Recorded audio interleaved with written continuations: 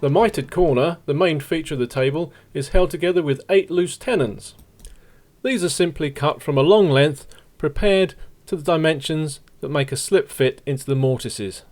Cutting the mitres and preparing the mortices take a little more thought.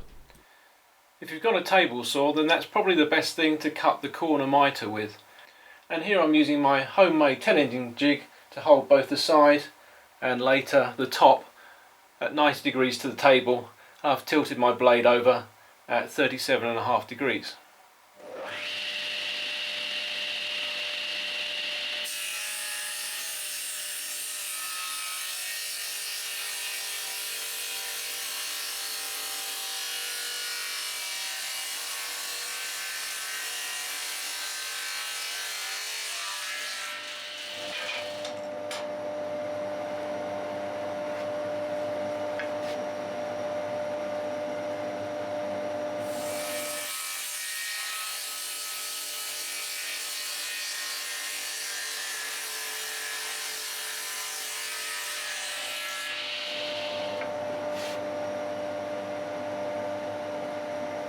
I'm setting up to do the mortices in the mitre, and as you can see I'm using the same jig that I made for the router earlier on.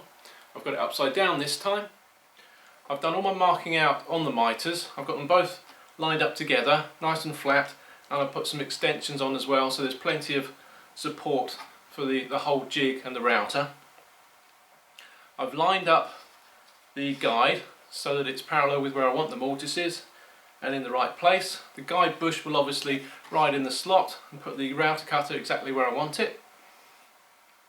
Then I've clamped on a little stop here which will take me to one end of the first mortise, and I've just slipped a couple of shims in at this end which again will stop the router at the other end of the mortise.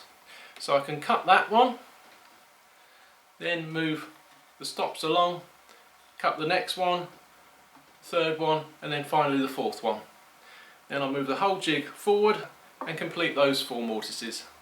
The first mortise needs to be 31mm deep, so I can set that on the machine. This will give me the depth of cut I want.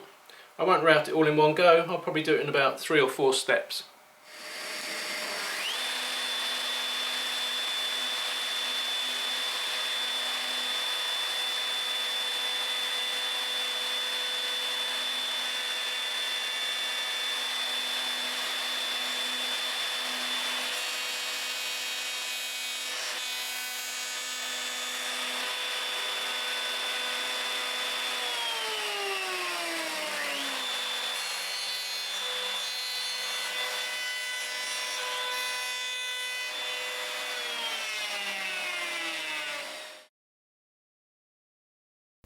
By using the jig and adjustable stops, there's no reason why your mortises shouldn't turn out as accurate as you're marking out.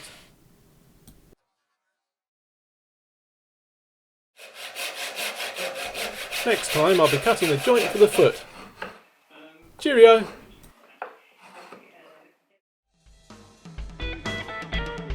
Please take a moment to like, comment and subscribe, and follow me on social media to see extra clips and photos from the workshop.